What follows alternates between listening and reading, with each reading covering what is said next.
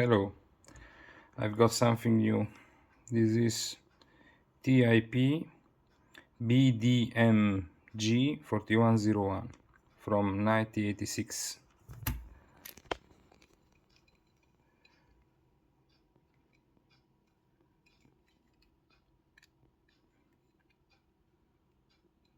The body I think, is made from aluminum, and I've already removed here a seal. This is the original connector, brand new, that I've bought from Bulgaria. And yeah, let's open it. Okay, the back is unscrewed. I had to desolder the grounding wire from the body. This is the connector, and this is the inside. What we have here, two strange integrated circuits, K134 and one HT251. On the back, some high voltage capacitor, some resistor, diodes, unknown brown parts, and the detector module is this.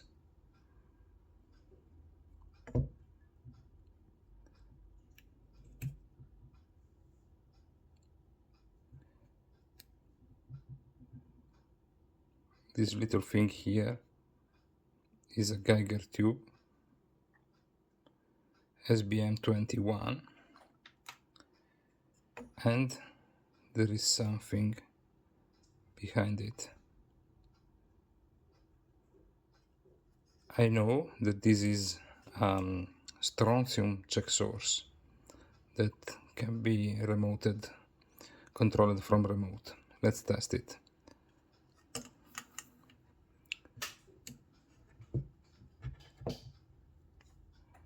Let's take a roller.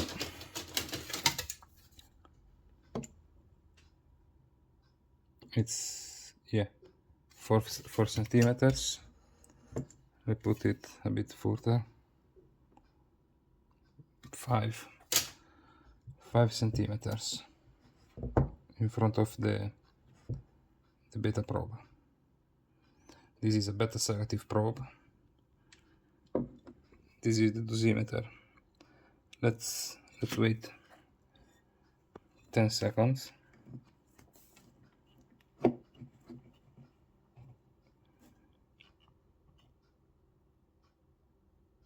Seems completely harmless, absolutely. This is natural background.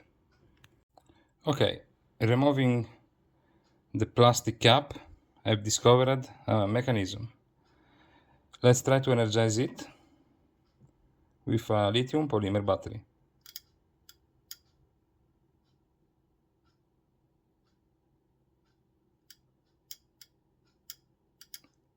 Clearly something changes.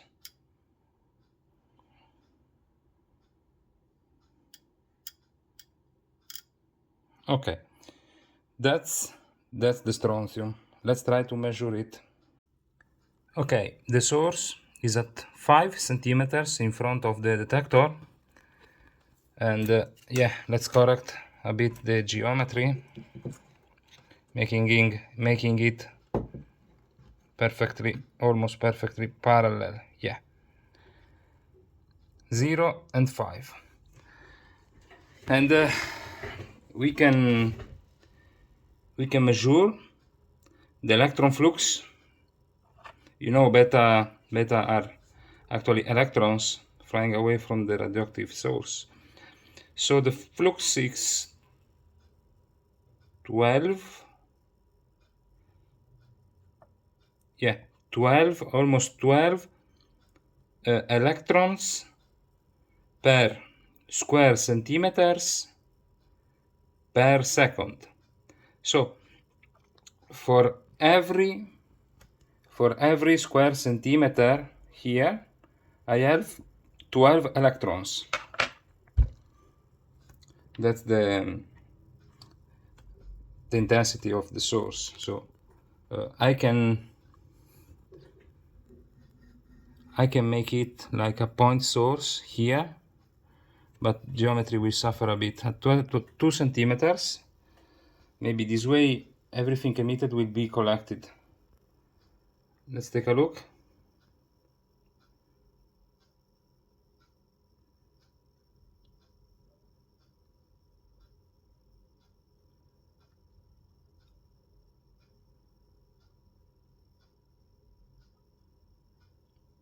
"28 electrons per square centimeter every second." Let's take a radiometer and try to measure the radiation level at 2 centimeters. Okay, this device have a big tolerance. Actually, it's not very precise, but anyway, plus minus 40%. Okay, I have approximately, let's reset the integrator capacitor.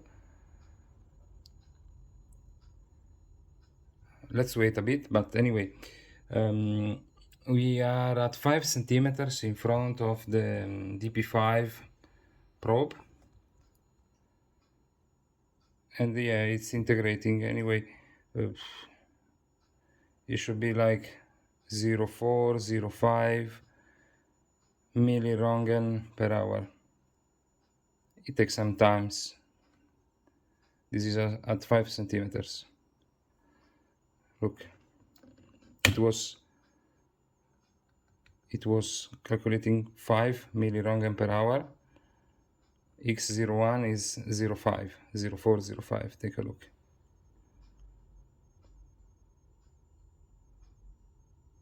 Zero 3, 0 4, 0 5. Okay, let's go closer. 2 centimeters. Okay, 2 centimeters. X1. Let's wait a bit.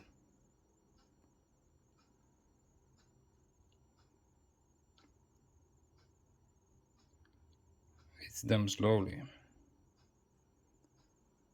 It's rising slowly.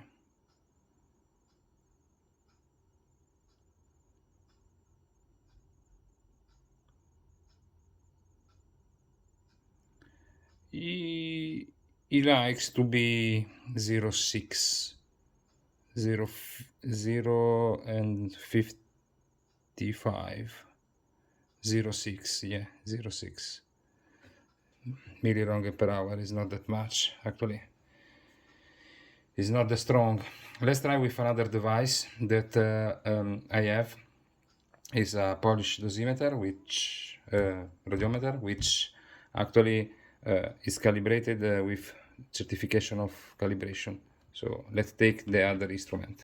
Okay, again at 5 centimeters, I have a DP75 freshly calibrated from an institute in Poland where I've bought it.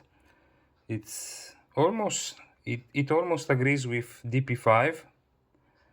And yeah, you can see here it says actually double value relatively to DP5, but you know DP5 is military device, is not calibrated. This is quite accurate anyway. Plus minus 100%.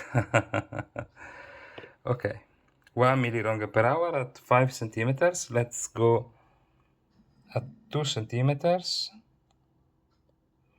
Front of, yeah, I have to center it. Front of the detector. So actually things changes. DP5 is not so accurate anyway.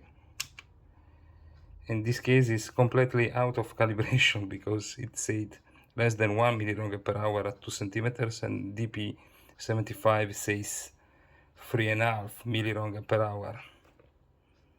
And this is a device which is calibrated, is tested, and it works. This is working perfectly, so 3 to 3.5 millirong per hour. There is another peculiarity of this device. You can see inside of the body there is something strange. First, some black material that it looks like rubber. Then something unconnected to the external part of the device. You can see there is a space, and looks like aluminium with an internal lining of something that doesn't look like lead. It don't look like lead. To me, it seems cadmium foil, something like cadmium with like 1.5 millimeter thickness. I say is not lead because I know lead. I have various sheets of lead, and it have a different grayish bluish color when oxidized. This is completely different. You can see the color is quite different. I don't know if what is this purpose. I've thought that maybe something like a neutron converter, something that, you know, in neutron impacts will release X-rays that could be detected by the probe. Anyway, it's something for energy compensation maybe. I don't know.